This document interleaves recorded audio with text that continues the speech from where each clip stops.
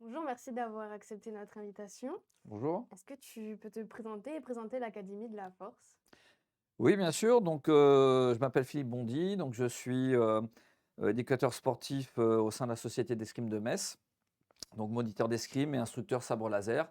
Donc, au sein de l'Académie de la Force, qui est, on va dire, une petite sous-section de la Société d'escrime de Metz.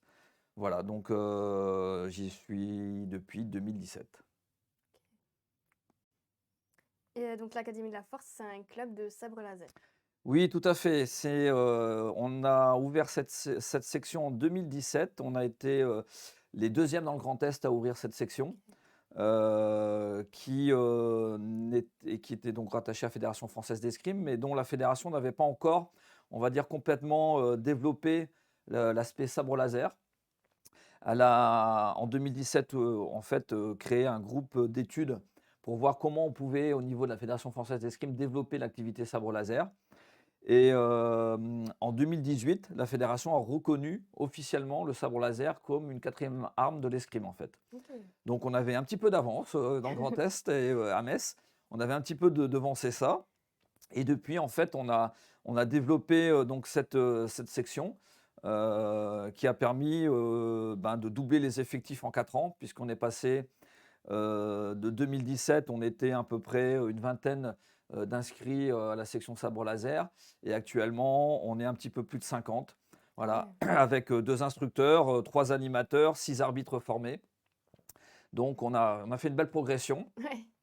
Et puis, mais d'une manière générale, c'est une activité qui s'est vraiment fort développée Mm. au sein des clubs d'escrime au niveau national. Ouais, on en voit de plus en plus. Oui, Mm. tout à fait, tout à fait. On est à peu près, pour donner quelques chiffres, on a à peu près 200 clubs en France de sabre laser rattachés à la Fédération française d'escrime. Et on a à peu près 2200-2500 licenciés au niveau national. Voilà. Ce qui représente pour l'instant à peu près 5 à 7% des licenciés escrimeurs au niveau national. Ok, ouais, c'est pas mal. Et qu'est-ce que la pratique du sabre laser du coup? Alors, la pratique du sabre laser, si je devais la résumer en une seule phrase, je dirais, c'est une pratique au carrefour entre l'escrime et les arts martiaux. Ok. On est vraiment à l'issue un petit peu de ces deux pratiques, de ces deux disciplines. Alors, l'escrime, parce que il y a beaucoup de positions, les règles qu'on a instaurées de compétition, de règlements, notamment sur la discipline de compétition sportive, prennent beaucoup de l'escrime, mais aussi au carrefour des arts martiaux parce que nous avons des techniques, on a la manière de tenir son arme qui est aussi n'est pas sans rappeler certaines pratiques martiales comme le kendo, comme le sabre japonais ou encore comme la canne de combat. Donc on est vraiment au carrefour de ces deux disciplines. Et d'ailleurs, en fonction de la forme qu'on utilise, on parle de forme en sabre laser, qui sont d'ailleurs issues un petit peu de l'univers étendu de Star Wars. On parle de forme 1, 2, 3, et en fonction de la forme qu'on utilise, on est plus ou moins proche de l'escrime ou plus de l'art martial. Pour prendre un exemple, la forme 1, c'est une forme où on tient son sabre laser à 2 mains. Et donc la position des jambes, la position du corps, et rappelle plus une position d'arts martiaux, alors que la forme 2, c'est une forme où on tient son sabre à une main, on est plus latéralisé.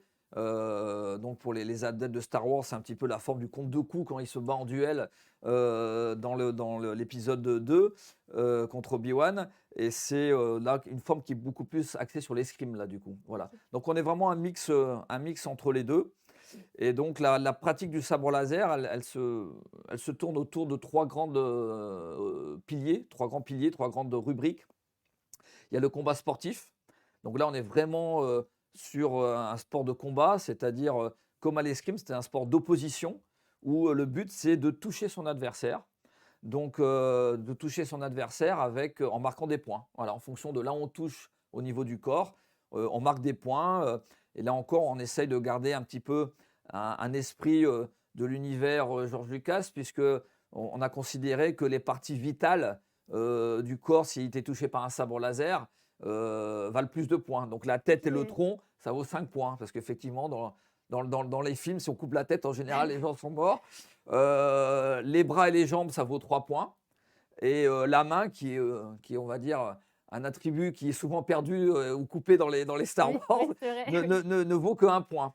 Voilà, D'accord. donc en fonction de là où on touche, eh ben, on met des points et le premier à 15 points a gagné.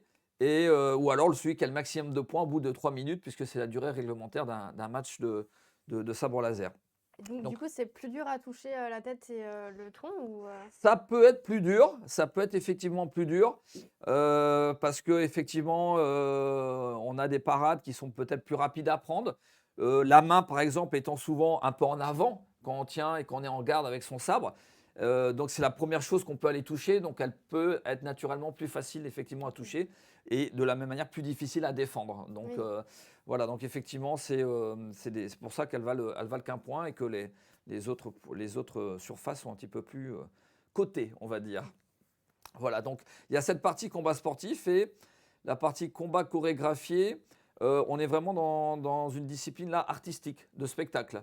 On essaie de refaire comme dans les films. Voilà, donc là c'est un sport de coopération. On travaille avec un partenaire et on apprend complètement une chorégraphie qu'on crée soi-même avec son partenaire. Et tous les coups, puisque là on n'est pas protégé, on n'a pas d'armure de protection, et donc tous les coups sont connus, sont sus, maîtrisés. Et le but, c'est de se produire après sur des conventions, sur des events, pour proposer des spectacles et montrer autre chose. Et Voilà. les costumes, ça pose pas de problème Alors c'est vrai, avec c'est une ces très bonne question difficultés? parce que les costumes, en général, sur tous ces spectacles, on est cosplayé. Donc bien sûr, avec des références à l'univers Star Wars, hein, il y a des habits un peu plus Sith, un peu plus Jedi pour d'autres. Mais effectivement, il y a des choses qu'on n'utilise pas ou qu'on enlève. Par exemple, traditionnellement, la bure, donc là, la grande cape ou les capes de Vador, ou choses, c'est des choses qu'on évite parce qu'effectivement, ça pose des problèmes Ouais. en termes de combat. Le sabre peut se prendre dedans, c'est compliqué, voilà. Donc il n'y a que chez nous, on en a un qui joue le rôle de Dark Vador dans notre spectacle. Bon, lui, il garde la cape, mais c'est une cape qui est scratchée, etc., qui tient bien. Et ses mouvements sont très limités de toute manière, puisqu'avec le cosplay de Vador, on ne peut pas faire grand-chose en mouvement. Donc voilà, mais effectivement, voilà, il y a certaines choses qu'on évite. Mais sinon, globalement, on peut à peu près tout faire en costume sur ce type d'événement. Et la troisième, du coup, Et du coup, la troisième, effectivement, c'est bon, beaucoup moins pratiqué. Et pour l'instant, on va dire, c'est un petit peu la vache maigre, mais qui commence à apporter ses fruits quand même, c'est le kata. Donc le kata, pour ceux qui connaissent un peu la pratique des arts martiaux, tout à l'heure je disais on est au carrefour entre l'escrime et les arts martiaux, on retrouve là le kata, où c'est en fait le but de faire un enchaînement de mouvements, comme on voit dans les différentes pratiques, hein, que ce soit karaté, taekwondo ou autre. Il y a des épreuves de kata, même de kata artistique, seul ou à plusieurs. C'est souvent d'ailleurs des nécessités pour passer des grades supérieurs en ceinture, c'est de démontrer un certain nombre de katas. Et nous, c'est la même chose. À part qu'on fait ça avec un sabre laser, et le but est de pouvoir faire un enchaînement de mouvements, de techniques, le plus parfaitement possible, voilà, de façon à pouvoir progresser dans cet aspect de la perfection des gestes. du coup, c'est comme au judo, tout ça, on peut gagner un grade à Alors pour différents l'instant, on échelons. n'a pas encore formalisé de grade. C'est une discipline qui est encore très jeune, puisqu'elle n'a que 4 ans et demi. Donc il y a encore beaucoup de choses qui restent à faire. Pour l'instant, il y a des grades au niveau arbitral qui ont été mis en place. Mais on est en train de travailler effectivement sur un produit où, comme ce qui existe en escrime, il n'y a pas vraiment de. Il y a des blasons, ce qu'on appelle des blasons, et des lames, c'est-à-dire des lames de couleur. Au lieu des ceintures de couleur, c'est des lames de couleur. Et on va reprendre un petit peu certainement la même idée en sabre laser. À part que de parler de lames, on va parler de cristaux de Kyber, comme dans Star Comme dans Wars. Star Wars, ouais. Et il y aura des cristaux de Kyber de couleur, de façon à simplement, en fait, on va dire surtout pour les plus jeunes, puisqu'on commence à Mm. ouvrir le sabre laser aux jeunes, et de pouvoir les suivre dans une progression pédagogique, un petit peu comme effectivement les ceintures dans les disciplines d'arts martiaux. On sait que pour tel cristal, il faudra maîtriser tel type de gestuelle et de technique. Et t'as une préférence entre les trois? Ben non. Alors moi je suis un des rares à avoir pas de préférence. J'aime vraiment les trois. C'est bon, mon côté, on va dire, arts martiaux que j'ai pratiqué pendant une quinzaine d'années fait que j'aime beaucoup le kata. Et puis ma pratique depuis très très longtemps de l'escrime fait que j'adore l'aspect compétition sportive, mais aussi artistique, puisque j'ai fait un peu d'escrime artistique il y a longtemps. Donc je suis vraiment combler à l'étroit et j'aurais beaucoup de mal à me prononcer pour m'en choisir pour une ou l'autre. Et quand tu fais du cosplay, du coup, tu te déguises en... Alors moi, je suis pur Jedi. Moi, je Ok. suis pas, même si j'ai joué le rôle de Vador fut un temps, parce que personne ne pouvait le faire. Donc, mais non, non, je suis côté Jedi. J'ai un cosplay traditionnel de type complètement Obi-Wan Kenobi.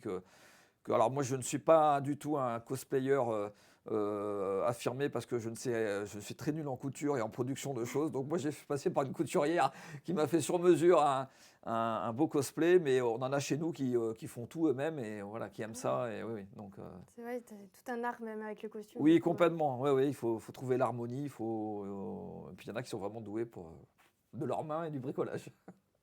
C'est quoi les atouts de ce sport? Alors les atouts de ce sport, je dirais que comme dans beaucoup de sports, déjà le but c'est peut-être de venir bouger, tout simplement. De bouger parce que c'est très important pour la santé, pour le mental. Et donc notre idée aussi, c'était pour la Fédération française d'escrime, en prenant le sabre laser, c'était aussi peut-être d'attirer un nouveau public, un public plus axé effectivement geek ou jeux vidéo qui leur proposer quelque chose qui peut correspondre un petit peu à leur univers et tout en faisant vraiment un sport. Puisque, comme je disais, c'est avec les 3 disciplines qu'on a présentées, il faut au bout d'un moment, si on veut progresser, il faut quand même des qualités physiques. Donc c'est pour ça que nos entraînements commencent toujours par un échauffement cardio, musculaire, articulaire, etc. Et donc il y a des qualités physiques à avoir au bout d'un moment, mais qu'on développe, on n'est pas besoin de les avoir au début. Mais sinon, ça apprend aussi, on va dire, une dextérité, de l'équilibre, de la précision, parce que c'est un sport de touche, et donc la précision dans les cibles qu'on veut porter. Ça entraîne aussi tout simplement du dépassement de soi, parce qu'il faut un petit peu aller de temps en temps pousser ses réserves pour justement aboutir à une chorégraphie, aboutir à un combat sportif, aller jusqu'au bout d'une compétition ou autre. Voilà, donc on a l'ensemble, donc ça développe énormément les réflexes comme l'escrime. Et puis on a aussi un sens de l'analyse du jeu, du combat, et donc des sens tactiques à développer après. Ah, C'est-à-dire, c'est un sport vraiment complet. ah du oui, coup. complet, complet. Au bout d'un moment, il faut savoir être capable, comme dans un sport de combat, hein, que ce soit en boxe, en karaté, à savoir trouver les faiblesses de son adversaire, voir comprendre son jeu et voir de quelle manière on va pouvoir arriver à le feinter pour arriver à trouver la petite faille d'ouverture et pouvoir mettre la touche. Ouais, toute une stratégie. Ouais. Oui, oui, oui, complètement. Et tout le monde peut participer? Oui, c'est vraiment ouvert à tout le monde. Des fois, on avait peut-être une vision un petit peu au début en disant oh là, ce sport, c'est pas un sport, c'est quoi? C'est des geeks qui se tapent dessus avec un sabre lumineux ou avec un bâton lumineux. Non, non, pas du tout. Au contraire, il n'y a pas besoin d'avoir fait du sport avant parce qu'on se base sur une démarche pédagogique progressive, adaptée à tous. Donc, il suffit juste d'avoir un certificat médical de non-contre-indication à la pratique de l'escrime, si ça c'est bon. Après, vous venez, une paire de baskets et aucun problème, on peut commencer et on emmène doucement les gens en progression. Et quand je vois les licenciés chez moi, les pratiquants qui sont là depuis plusieurs années, vraiment il y en a un grand nombre qui ont bien progressé physiquement. Donc il n'y a pas besoin de prérequis. de prérequis exactement au départ. C'est ouvert à tout le monde. J'ai tendance à dire de 7 à 77 ans. Alors pas complètement parce que 7 ans, on n'est pas encore ouvert à 7 ans uniquement pour du cause du matériel qui n'est pas encore complètement adapté. Mais on a ouvert depuis cette année à Metz, depuis septembre dernier, une section jeune, donc 10-15 ans, puisqu'au-delà de 15 ans, ils sont dans la section adulte. Mais on a ouvert une section jeune de 10 à 15 ans cette année et qui a déjà bien pris, puisqu'il y a déjà une dizaine de gens qui sont inscrits, de jeunes qui sont inscrits. Et je pense qu'on va rapidement augmenter les chiffres l'année prochaine. On a besoin d'une épée, d'un sabre laser homologué ou... Oui, complètement. Tous les sabres laser ne sont pas prévus pour le combat sportif.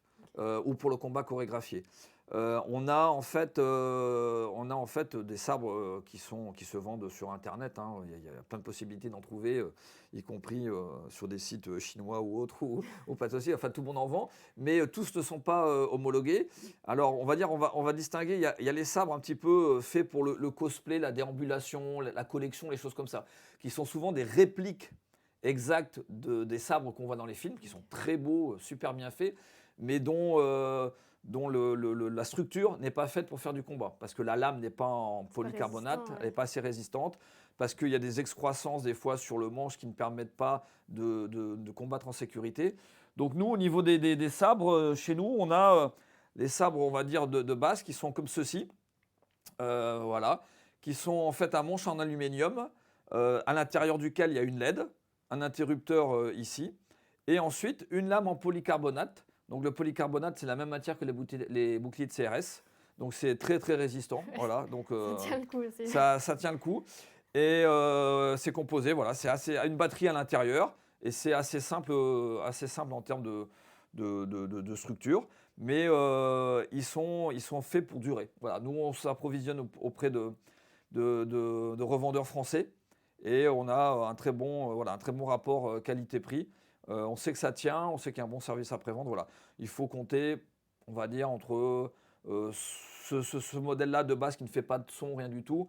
On est autour de 150, 170 euros. Voilà, Mais on le garde à peu longtemps, près. non, du coup? Et on Parce le qu'il garde est quand même. solide, ouais. Après, on va dire ce qui peut éventuellement être amené à changer, c'est la lame, qui des fois, au bout de plusieurs années, peut commencer à se fissurer. Et donc voilà, on peut changer la lame, ça fait 20 euros. Peut-être la LED au bout d'un moment. Enfin, tout est interchangeable. Donc ça n'a pas de difficulté particulière. Et puis vous avez des modèles un peu au-dessus qui sont toujours prévus pour le sportif et la chorégraphie. Où ceux-là, voilà, vous voyez, ils ont ils ont un petit design un peu différent, un petit peu plus sympa. La différence, c'est que ceux-là, on va le voir, voilà. Ils font du bruit. Donc c'est assez sympa. Ils font plein de bruits différents.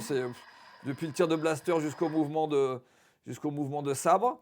Mais le son, pour nous, n'a pas vraiment d'intérêt. Voilà. Ok. Parce que c'est bien des fois dans les sons d'initiation pour montrer aux gens, ils aiment bien, ça fait du bruit, voilà, ça tourne. Mais en combat sportif, le son est interdit. Et en combat chorégraphié, comme la plupart du temps, on utilise un spectacle avec des bandes son, avec de la musique, etc. On n'entend pas de toute manière on n'entend pas de toute manière les sons. Donc voilà un petit peu pour les armes qu'on utilise. Et d'ailleurs, c'est une arme, hein. Au regard du code pénal, c'est une arme de catégorie D, c'est-à-dire Ah oui.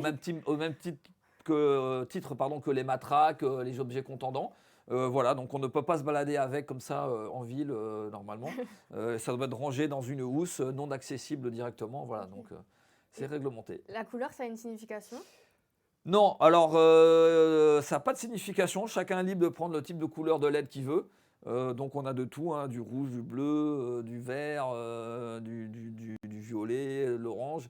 Après, les fans absolus de Star Wars vont dire que effectivement les lames ont des significations dans l'univers étendu, surtout dans l'univers étendu en fait, parce qu'au tout départ, dans les tout premiers Star Wars, la première trilogie, il faut savoir que les lames étaient théoriquement blanches en fait, et c'est qu'après au montage qu'ils ont fait une lame différente.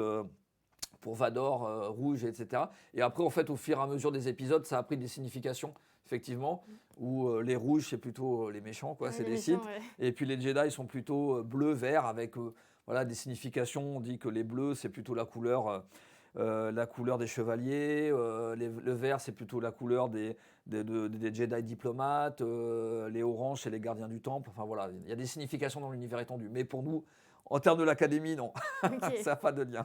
Donc on peut combattre avec deux épées de la même couleur. Oui, tout à fait, tout à fait. En fait, ce qui différencie les combattants, parce qu'effectivement, en combat sportif, il y a un combattant rouge et un combattant vert.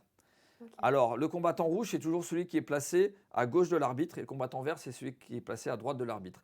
Et dans le logiciel qu'on utilise, du coup, il y a en fait un côté rouge et un côté vert pour les points.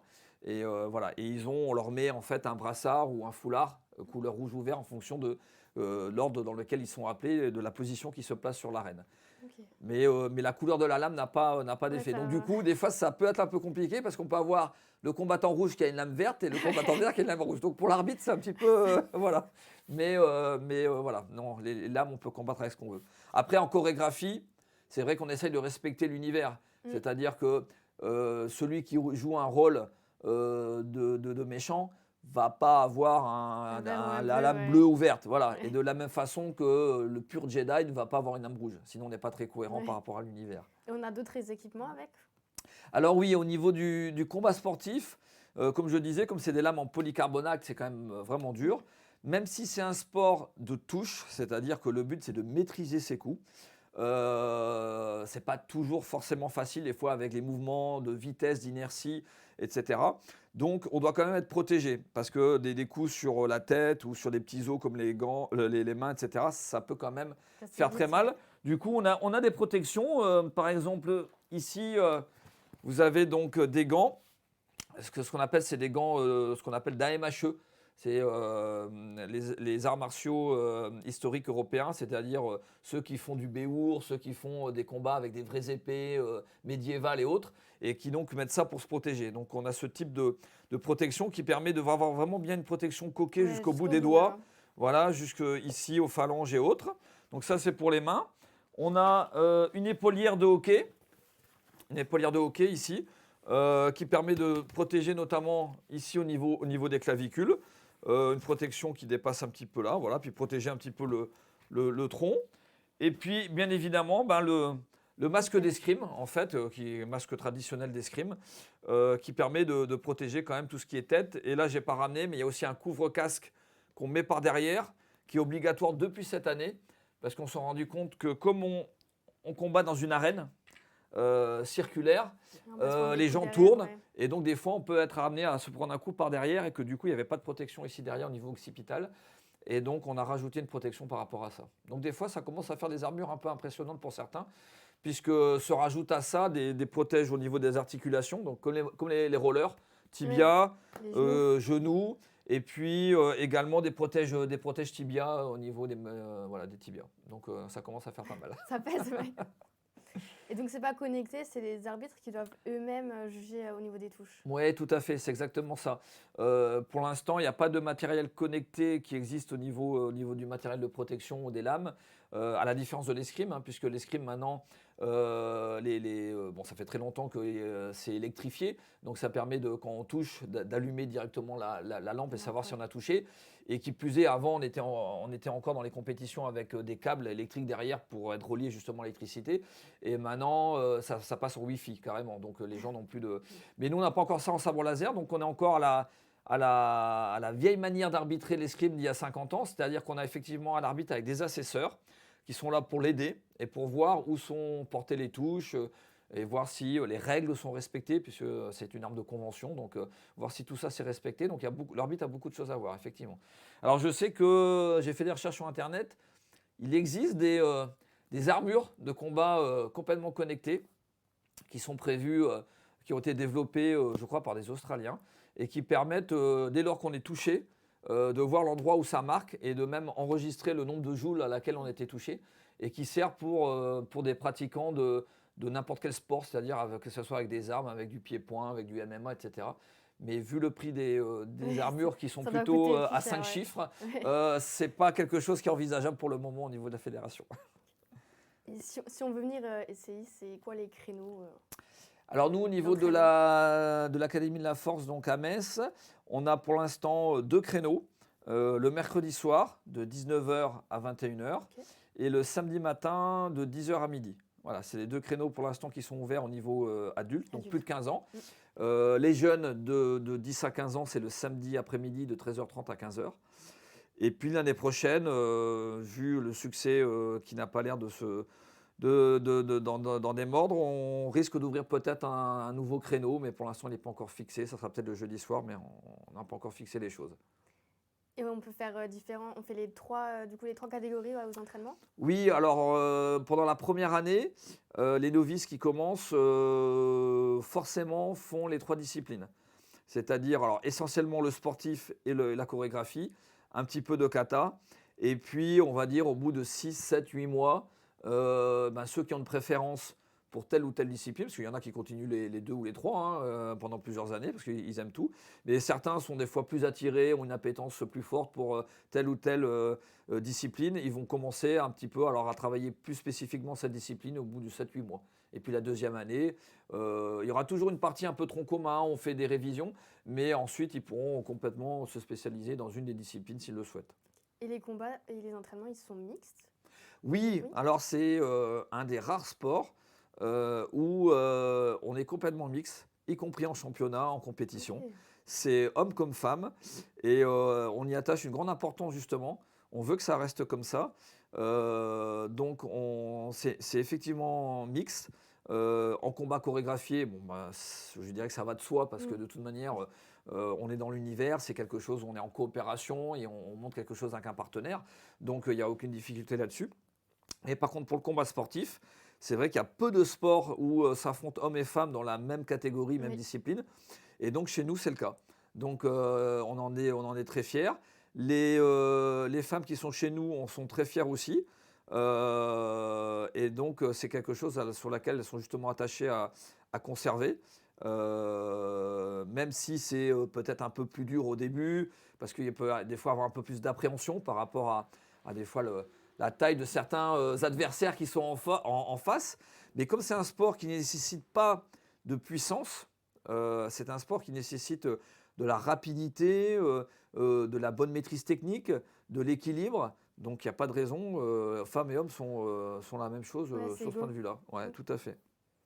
Combien ça coûte une licence Alors, chez vous? on va dire qu'une cotisation pour une année en club, au niveau national, c'est assez variable puisqu'il y a la licence proprement dite et l'inscription après, donc la cotisation Pour le club, pour ouais. le club à l'académie. On va dire que ça varie en fonction des clubs et académies en France entre 150 et 250, 300 euros pour l'année en fonction des endroits. Pour ce qui est de Metz ici, nous, on est à 180 euros pour les renouvellements d'inscription et on est autour de 220 pour une première inscription. Et Voilà. vous prêtez le matériel ou il On faut qu'on prête l'achète? tout le matériel, y compris le sabre, mais on se rend compte que très souvent, les gens qui accrochent, et on a à peu près 98% des gens qui s'inscrivent, qui accrochent et qui restent, très rapidement, en fait, ils veulent acheter leur propre sabre parce que c'est l'aspect mythique et Oui. puis c'est le sien, c'est voilà. Donc c'est souvent les sabres très, très rapidement, au bout d'un mois, 2 mois, les gens veulent Bien leur avec propre eux, sabre ouais. et achètent leur propre sabre. Mais sinon, oui, on fournit tout le matériel. Ok. Et donc vous avez participé à l'organisation du premier championnat de France de sabre laser qui aura lieu le 18 et le 19 février 2023 au Palais des Sports de Metz. Et que va-t-on pouvoir y découvrir? Eh bien donc, on espère pouvoir faire découvrir à un public nombreux cette nouvelle discipline. Et donc, ils vont pouvoir découvrir bien évidemment surtout l'aspect du combat sportif, puisque ce premier championnat de France est un championnat de France sur la discipline combat sportif. Voilà, puisque le combat chorégraphié n'est pas encore complètement abouti au niveau de la réglementation, donc on est en train de terminer à travailler dessus. Donc ce premier championnat, c'est le combat sportif. Donc ils vont pouvoir découvrir des combats. Ils vont pouvoir découvrir, donc en l'occurrence, les 59 meilleurs combattants de France qui vont venir s'affronter ici au cours de 2 jours, avec à peu près plus de 300-400 combats, pour déterminer au bout du bout celui qui sera, ou celle, puisqu'on a des filles qui sont là, qui sera champion de France. Donc il y aura cette partie-là. Mais ils pourront également, au cours de ce championnat, passer sur la partie convention, la Mess for Fiction, sur laquelle on aura un stand d'initiation où ils pourront venir s'essayer. C'est-à-dire ce qu'ils verront du côté gymnase, les combattants s'entraîner, enfin pas s'entraîner, combattre vraiment. Ils pourront venir tester Ouais. avec un copain, avec un ami ou avec l'un d'entre nous qui sera au stand, venir se tester sur cette discipline. Et ils auront l'occasion aussi de découvrir à plusieurs moments clés dans la journée dans la convention, à des démonstrations de combats chorégraphiés aussi. Donc ils pourront découvrir ça. Et puis le soir, lorsque la première phase de sélection sera terminée aux alentours de 18h, à partir de 18h45, c'est gratuit. Tout le monde pourra venir assister s'ils veulent à la partie justement spectacle, où on aura pendant 1 heure l'orchestre d'harmonie de Catnum qui viendra jouer pendant 1 heure des musiques de films de science-fiction. Et puis à l'issue de 7 heures de musique, on aura des démonstrations de chorégraphie et avec en clou de spectacle notre spectacle de l'Académie qui dure à peu près 30 minutes. Donc spectacle issu de Star Wars dans lequel ils pourront, je l'espère, trouver plaisir de regarder sur cet aspect chorégraphie. C'est un beau programme qui est... On l'espère, on fait tout pour. Merci beaucoup pour cette interview. Eh ben merci à toi. Donc voilà, n'hésitez pas ce week-end à venir voir le championnat de France à Metz et assister aux diverses programmations. On se retrouve à bientôt pour un prochain épisode de Scala Games. Donc à bientôt, salut! Ciao!